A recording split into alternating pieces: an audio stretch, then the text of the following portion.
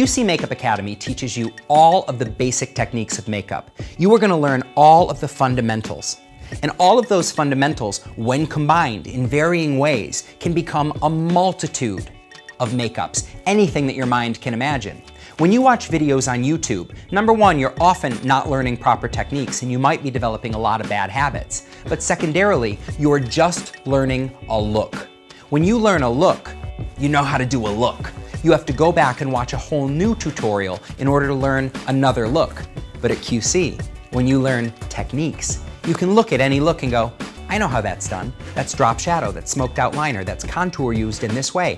I know how to create a cut crease. I just take this technique, I combine it with that one, and voila, I have the makeup. That's the power of getting a proper makeup education versus learning looks on YouTube.